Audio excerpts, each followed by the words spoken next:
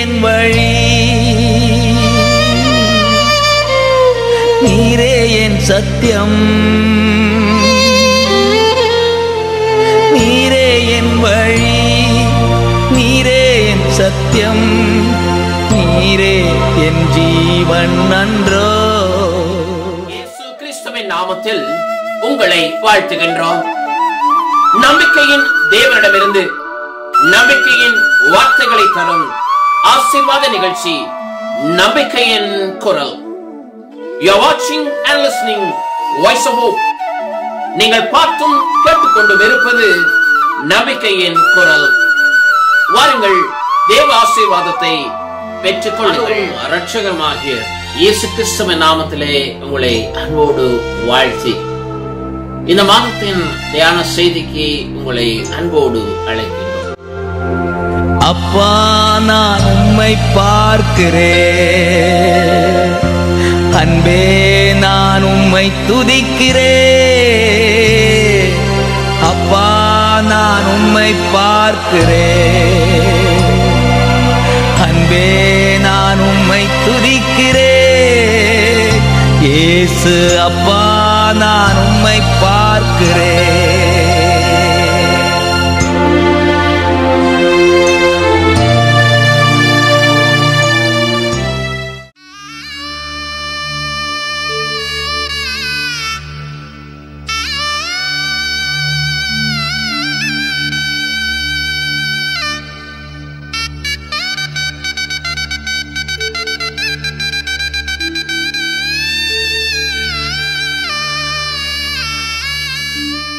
கிறிஸ்துவுக்குள் அன்பானவர்களே, செப்டம்பர் மாதத்துக்காய் தேவன் வைத்த வாக்குத்தத்த வார்த்தை ஏசாயாவின் புத்தகம் 26வது அதிகாரம் 12வது வசனம்.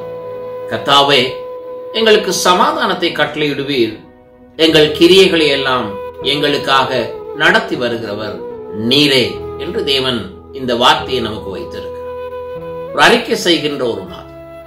எங்களுக்கு சமாதானத்தை நீ கட்டளையிடுவீர். நம்பிக்கையின் அறிக்கை, எதிர்பார்ப்பின் அறிக்கை. அது மட்டுமல்ல, எங்கள் கிரியைகளை எல்லாம் எங்களுக்காக நடத்தி வருகிற ஒரு தேவன். அந்த தேவனை நான் என் வாழ்க்கையிலே வைத்திருக்கிறேன். அந்த தேவனைத்தான் நான் நம்புகிறேன். தாவீது சொல்லுகிறார், எனக்கு சிறு வயதுல என்னை நடத்தின ஒரு ஆண்டவர், ஒரு விசை சிங்கம் ஒரு விசை கரடி என்று தன் வாழ்வின் அனுபவத்தை அவன் பகிர்ந்து கொள்ளுகிறான். அப்போஸ்தலனாகிய பவுல் சொல்லுகிறார், நான் சவுலாய் இருந்த பொழுது என்னை சந்தித்த ஒரு தெய்வம், என் வாழ்க்கையிலே என்னை வழியில் சந்தித்த ஒரு தெய்வம், என் வழியிலே என்னை சந்தித்த என்னை நடத்தின ஒரு தெய்வம். இன்றைக்கு அந்த தேவனுக்காக எது நடந்தாலும் அந்த கிறிஸ்துவின் அன்பை விட்டு என்னை பிரிப்பவன் யார் என்கிற ஒரு நம்பிக்கை அங்கே அப்போஸ்தலனாகிய பவுலுக்கு உண்டாயிருக்கிறது. கேட்கிற தேவ பிள்ளைகளே, இன்றைக்கு உங்களுடைய வாழ்க்கையிலே இதை நம்ப நீங்கள் இன்றைக்கு உங்களை ஒப்புக் கொடுப்பீர்களா? தேவ சமூகத்திலே ஆண்டவரிடத்திலே நீங்கள் அர்ப்பணித்து கடந்து செல்ல நீங்கள் உங்களுக்கு ஒப்புக் கொடுப்பீர்களா? தேவ பிள்ளைகளே, கடந்த வாரத்தின் செய்தியை நினைப்பூட்ட விரும்புகிறேன், அதை ஞாபகப்படுத்திக் கொள்ளவும் விரும்புகிறேன். எசாயாவிலே அங்கே 46:11 கர்த்தர் சொல்லுகிறார், நான் அதை சொன்னேன், நான் அதை திட்டம் பண்ணினேன், நான் அதை நிறைவேற்றுவேன், அதை செய்து முடிப்பேன் என்று சொல்லுகிற ஒரு தேவனை கடந்த வாரத்திலே நீங்கள் அறிய கர்த்தர் உங்களுக்கு உதவி செய்திருக்கிறார். அதை நம்பி இருக்கிறீர்கள் என்று நான் நம்புகிறேன். தேவ பிள்ளைகளே, தேவன் அதை சொன்னார், தேவன் அதை அவர் நிறைவேற்றுவேன் என்று வாக்களித்திருக்கிறார். அதை திட்டம் பண்ணினேன் என்று அறிவித்த தேவன் அதை செய்து முடிக்க தேவன் ஆயத்தமாய் இருப்பாராக இருந்தார். இன்றைக்கு நம்முடைய வாழ்க்கையிலே இதை ஒரு அனுபவமாய் நாம் பெற்றுக்கொள்ள வேண்டுமாக. கிறிஸ்தவ வாழ்க்கை வெறும் பேச்சில் அல்ல. கிறிஸ்தவ வாழ்க்கை ஏதோ வேதத்தில் அப்படி நடந்தது, வேதத்தில் இப்படி இருந்தது, அவருக்கு இப்படி நடந்தது, ஆபிரகாம் ஆசீர்வதிக்கப்பட்டான், யாக்கோபு ஆசீர்வதிக்கப்பட்டான் என்று தேவ பிள்ளைகளை சரித்திரம் சொல்லிக் கொண்டிருப்பதற்கு நமக்கு வேதம் தரப்படவில்லை. அந்த அனுபவங்களை, அந்த சாட்சிகளை, அந்த தேவனுடைய கிரியைகளை அனுபவமாய் பெற்றவர்களுடைய அந்த காரியங்களை நாம் அறிந்து வாசித்து தேவ பிள்ளைகளே, அதை போல அதைவிட மேலாக தேவன் எங்களுக்கும் செய்வார் என்று விசுவாசிக்கவே நமக்கு கிறிஸ்தவ வாழ்க்கை கொடுக்கப்படும். கிறிஸ்தவ வாழ்க்கை என்றால் எபிரேயரில் சொல்லப்படும் விசுவாசமானது நம்பப்படுகளின் உறுதியும் காணப்படாதவைகளின் நிச்சயம் என்று விசுவாசத்துக்கு ஒரு வரைவிலக்கணத்தை ஆவியானவர் வைத்திருக்கிறார். நம்பப்படுகிற உறுதி ஒரு பக்கம் இருக்கட்டும், அது நமக்கு தெரியும், இது நமக்கு தேவன் செய்வார். ஆனால் காணப்படாதவைகளின் ஒரு நிச்சயம்தான் விசுவாசம் என்று அங்கே வேதம் சொல்லுகிறது. தேவ பிள்ளைகளே, நாம் ஆயத்தமானால் அதை அனுபவமாய் நாம் பெற்றுக்கொள்ள வேண்டும். அதை ருசித்து பார்க்க வேண்டும். கர்த்தர் நல்லவர் என்பதை ருசித்து பாருங்கள் என்றுதான் தாவீது சொன்னார். இன்றைக்கு தேவ பிள்ளைகளே, அப்படி என்றால் இப்படிப்பட்ட, அதாவது நமக்காக சொல்லி நிறைவேற்றுவேன் என்று வாக்களித்து நமக்காய் திட்டம் பண்ணி அதை தேவ பிள்ளைகளை செய்து முடிப்பேன் என்று தேவன் சொல்லுவாராக இருந்தால், எங்கள் கிரியைகளை எல்லாம் எங்களுக்காக நடத்தி வருகிற தேவனே என்று நாம் தேவனை பார்த்து நாம் சொல்ல முடியும். தேவ பிள்ளைகளே, அப்படி என்றால் இந்த அனுபவத்தை பெற நான் என்ன செய்ய வேண்டும்? முதலாவதாக 2 கொரிந்தியர் 5வது அதிகாரம் 6வது வசனத்திலே அங்கே அப்போஸ்தலனாகிய பவுல் கொரிந்தியருக்கு எழுதுகிற பொழுது சொல்லுகிற ஒரு வார்த்தை, நாம் தரிசித்து நடவாமல் விசுவாசித்து நடக்கிறோம். வேதத்திலே நாம் பார்த்து கண்டால் தான் அற்புதம் என்பது அல்ல, பெற்றால் தான் அற்புதம் என்பது அல்ல. அங்கே அப்போஸ்தலனாகிய பவுல் சொல்லுகிறார், நாங்கள் விசுவாசித்து தேவன் செய்வார் என்று நாம் நம்புகிறோம். தேவன் நமக்காக செயல்படுவார் என்றால் பல விடயங்களை நாம் பார்க்க முடியாது. பல விடயங்கள் நமக்கு ஏன் நடைபெறுகிறது என்று தெரியாது. பல காரியங்கள் பல இடங்களிலே தேவன் ஏன் எங்களை கொண்டு போகிறார் என்று தெரியாது. பல வேளைகளிலே பல விஷயங்கள் தாமதமாகியிருக்கு. பல விஷயங்கள் நமக்கு கிடைக்காமல் போகலாம். சில காரியங்கள் நாம் கேட்டிருப்போம், உபவாசித்திருப்போம், ஜபித்திருப்போம், தேவன் நமக்கு அதை தரவில்லை. ஆனால் இவைகள் எல்லாவற்றையும் பார்க்க முடியாத ஒரு சூழ்நிலை இருக்கிற பொழுதிலும் தேவன் நம்மை நடத்துகிற ஒரு தேவனாயிருக்க. ஒரு உதாரணத்தை சொல்ல விரும்புகிறேன்.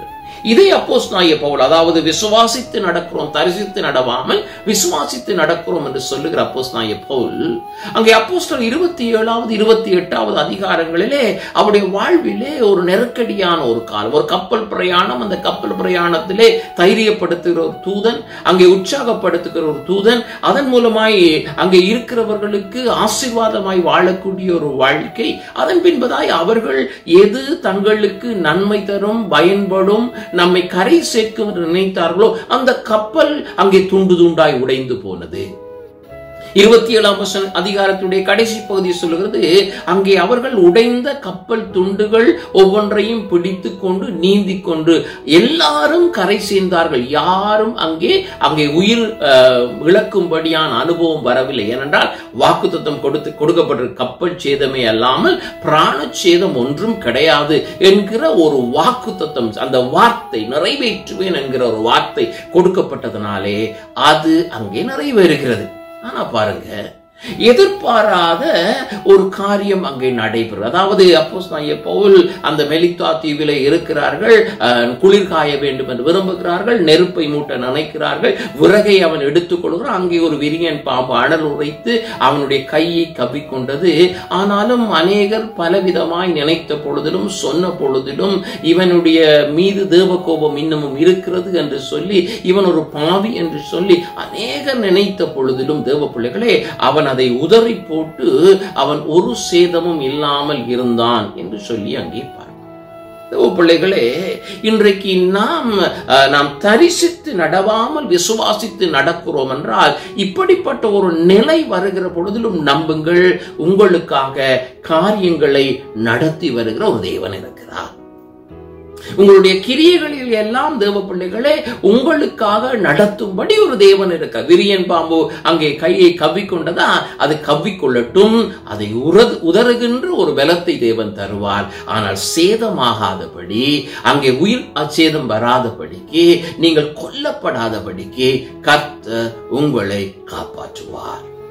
தேவன் உங்களை நடத்துவார். தேவ இப்படிப்பட்ட ஒரு மகிமையின் அனுபவத்தை கர்த்தர் உங்களுடைய வாழ்க்கையிலே தர தேவன் ஆயத்தமாய். அப்படினால் இன்றைக்கு விசுவாசி தேவனிடத்திலே ஒப்புக் கொடுங்கள். ஆண்டவரே, நாங்கள் தரிசித்து நடவாமல் விசுவாசித்து நடக்க எங்களுக்கு பலன் தாரும். பலருடைய அனுபவம் என்னவென்றால், ஆண்டவரே எங்களுக்கு காண்பியும், எங்களுக்கு சொல்லும், எங்களுக்கு விளங்கப்படுத்தும், நாங்கள் அதை பார்க்க வேண்டும் என்று நாம் நினைக்கலாம் தேவ பிள்ளைகளே.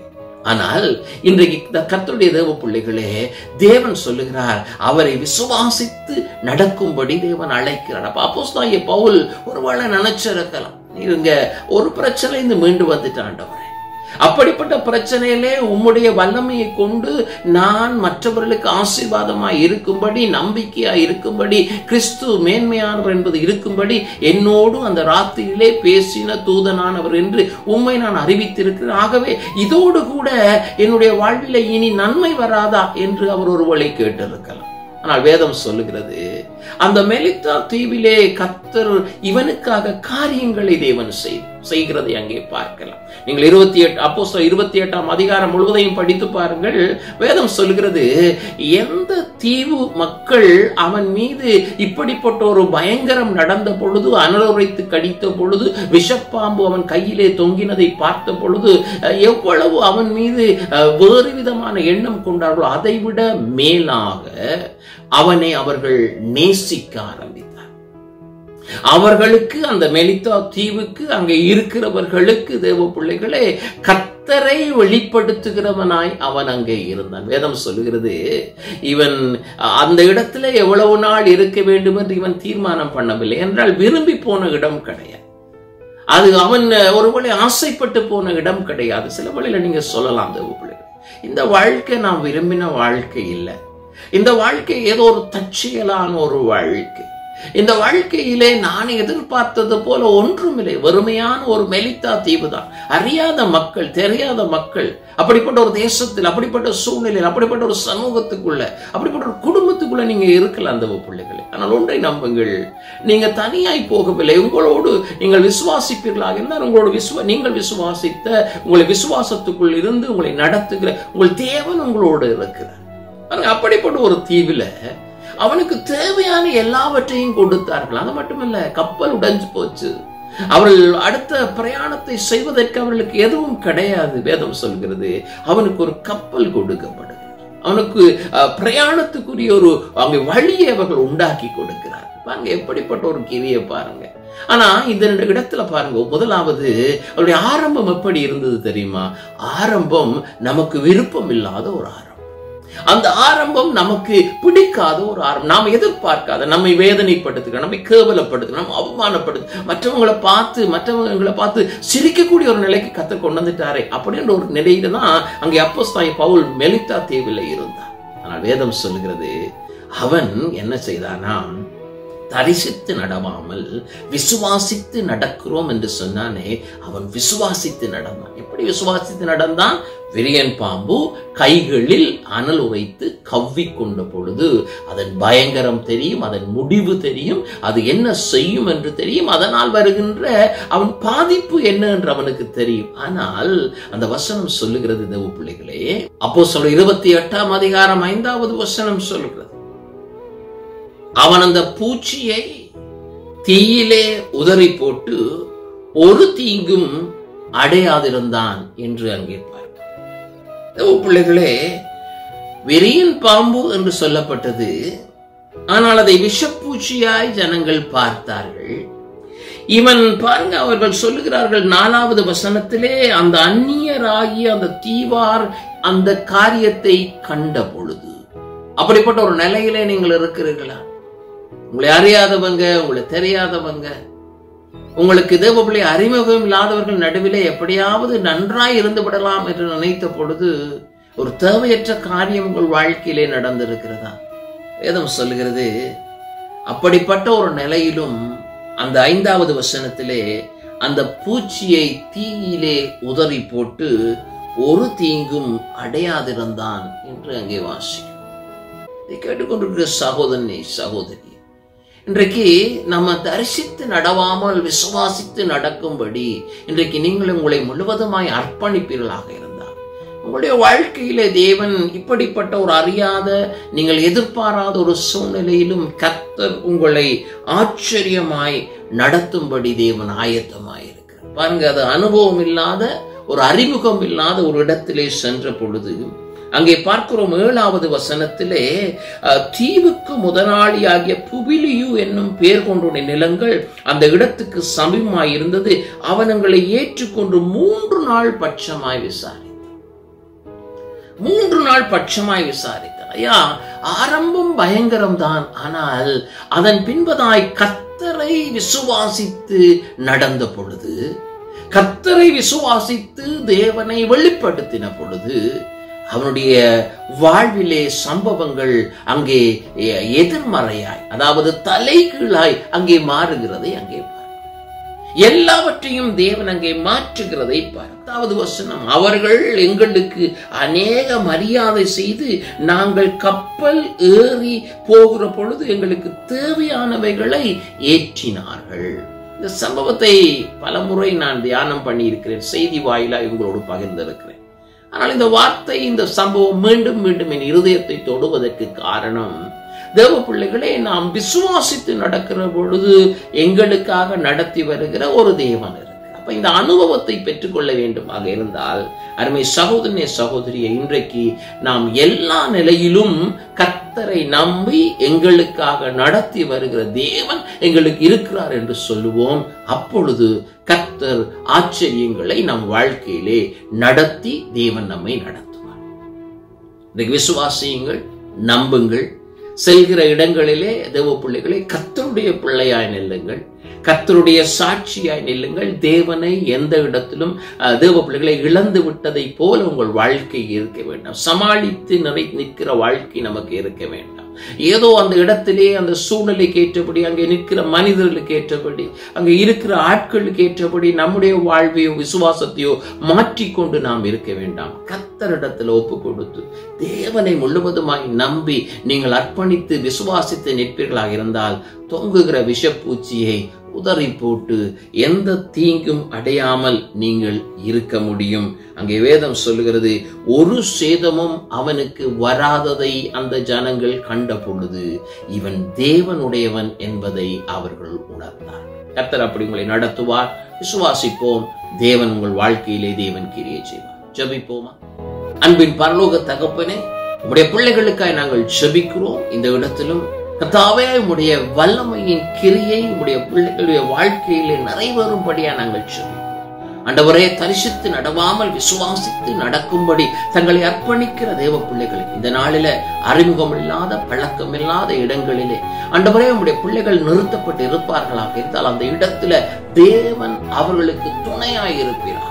அப்படிப்பட்ட இடங்களிலே அவர்களுக்கு ஏற்பட்டிருக்கிற சடுதியான ஆபத்துகள், பிரச்சனைகள், ஆண்டவர் அவமானங்கள் நடுவில் இருந்து உம்முடைய பிள்ளைகளை வெளிக்கொண்டு வரும்படியாக கர்த்தர் நீர் தேவன் என்பதை உம்முடைய பிள்ளைகளுடைய வாழ்க்கையிலே நிலைநாட்டி கர்த்தாவோட விசுவாசத்துக்குரிய பலனை அந்த இடத்தில் அவர்களுக்கு கட்டளையிடும்படியா நாங்கள் ஒரு விடுதலையை கட்டளையிடுங்க. தனித்து நிற்கிற ஆண்டவரை, உதவியற்று நிற்கிற, எனக்கு யாரும் இல்லை என்று சொல்லுகிற ஆண்டவரை, கண்ணீரோடு இருக்கிற ஆண்டவரை, குடும்பத்தில் ஆண்டவரை அநேக உபத்திரவங்கள் நடுவில் கடந்து கொண்டிருக்கிற பிள்ளைகளை தேவன் இன்றைக்கு நடத்தும்படியா நாங்கள் ஆசீர்வதிங்க. உம்முடைய கிரியை, அங்கே நடத்தி வருகிற கிரியையை அவர்கள் காண உதவி செய்வீராக. இயேசுவின் நாமத்தில் ஜெபிக்கிறோம் எங்கள் நல்ல பிதாவே. ஆமென், ஆமென். ஆம் சகோதரனே சகோதரியை, மீண்டும் ஒரு தேவ வார்த்தையோடு தேவ செய்தியோடு உங்களை சந்திக்கும் வரை ஆண்டவர் உங்களை ஆசீர்வதிப்பார் என்று கூறி உங்களிடத்திலிருந்து விடை பெறுகின்றோம்.